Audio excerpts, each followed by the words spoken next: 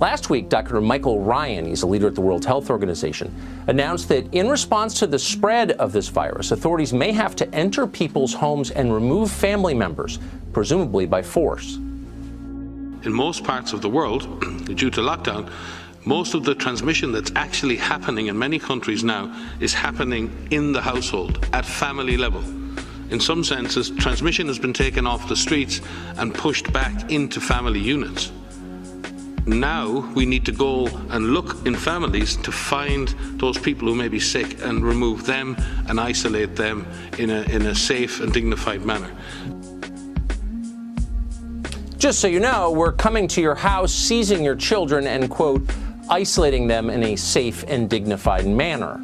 We also realize that as we find more contacts, some of the people we find are going to have trouble being isolated. For instance, if they live in a home where there's only one bathroom and there are 3 or 4 other people living there and those people don't have COVID infection, we're not going to be able to keep the person in that home. Every person who we're isolating, for instance, needs to have their own bathroom. And so we'll be moving people like this into other kinds of housing that we have available.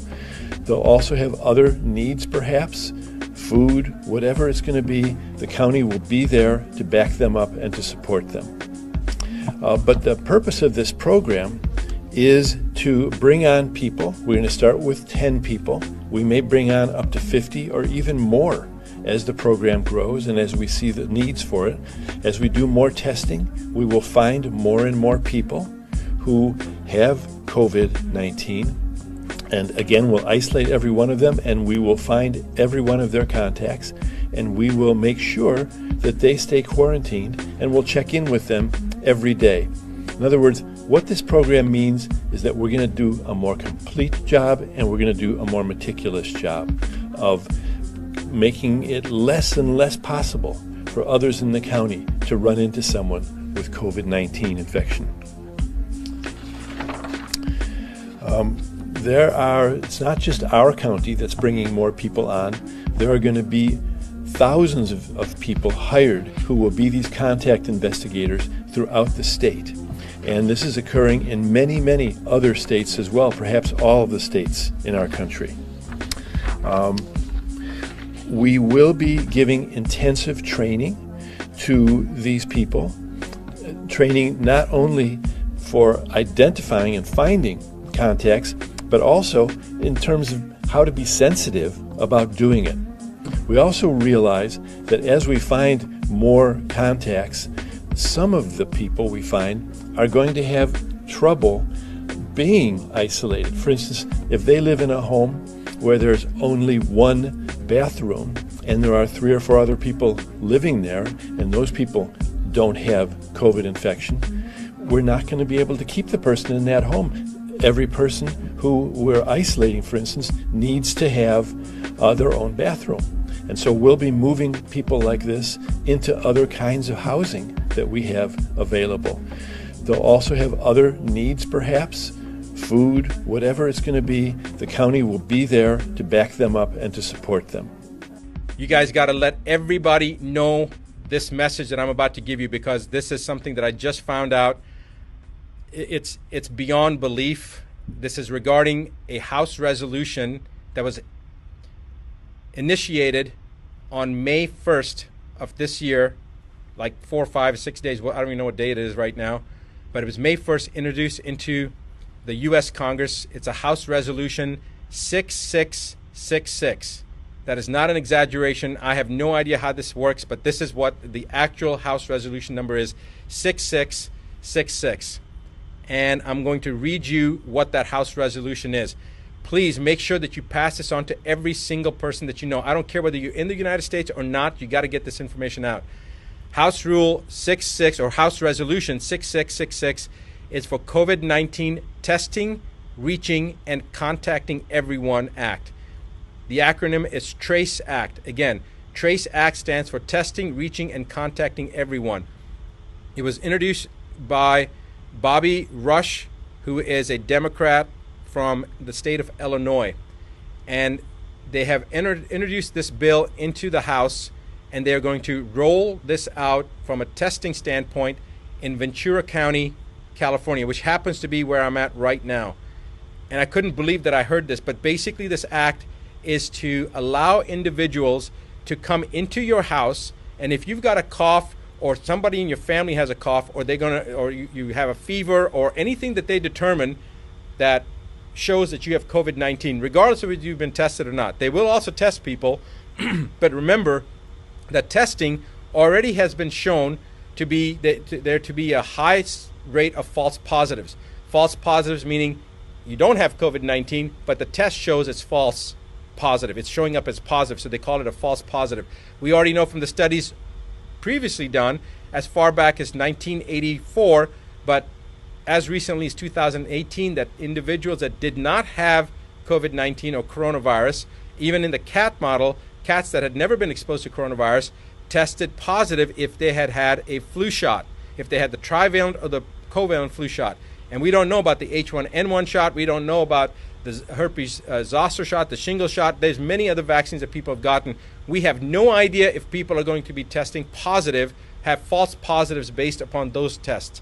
So the point is that the chance of them testing someone and them being positive is pretty doggone high, even if the person doesn't have COVID-19. But they're going to use that to pull you or your loved ones, especially your children, away under pretense of public safety. They're going to say that your child has to be removed from you because you have COVID-19, and so to protect your child, we're going to take that child. Or we're going to take your grandmother or your father or you and put you into quarantine. This is a load of rubbish, because if you're in your home isolated, who are you going to expose? All right? And if they're going to try to take you away from your family, the chances of you having infected your family, even if you did really have COVID-19, is about 99.9%. So this is a bunch of BS.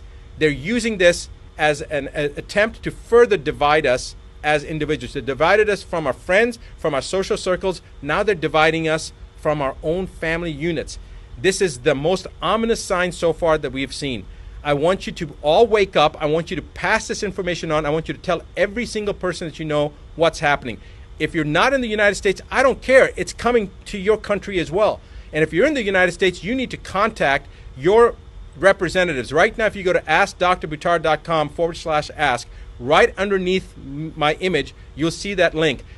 Go to that website, follow the information that it's asking, enter that information in, and then you're going to be taken to a page. The first one is a petition. It's a petition about censorship against media that mainstream media has right now, as well as social platforms. Sign that petition. Second thing is a website, or is a link that'll take you to allow you to send any letter that you want to people to elected officials on the municipal level, on the state level, and on the federal level, and tell them that you violently oppose H.R. 6666.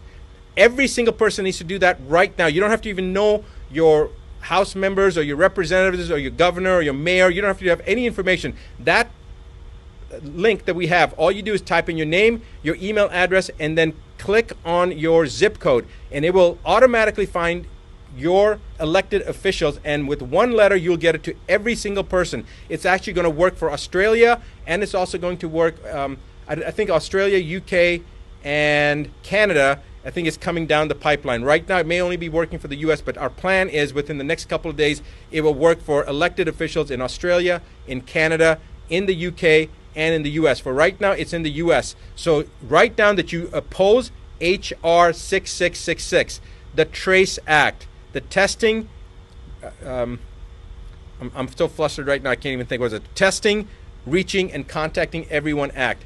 I want to now read you a quote from a Supreme Court justice. And remember this.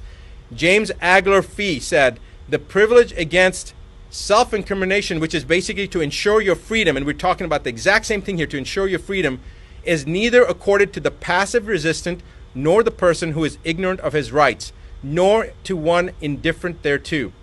It is a fighting clause. Its benefits can be retained only by sustained combat. It cannot be retained by attorney or solicitor. It is valid only when insisted upon by a belligerent claimant in person. The one who is persuaded by honeyed words or moral suasion to testify or produce rather than to make a last-ditch stand to ensure their own freedom simply loses the protection. He must refuse to answer or produce and against all odds. Now, it goes on. You guys can look up the quote yourself. Judge James Agler Fee, a Supreme Court Justice. I want you to remember that this is how it all begins. Do not sit still. Let everyone in your social network know. Pass this on, pay it forward, because tomorrow it could be your family, in your county, in your state, this is going to happen. If you're in Ventura County, California right now, you need to do something today, because if you don't, tomorrow it's going to be your child or your parent or your spouse that's going to be removed. It's going to be your brother or your sister. So you need to do something right now.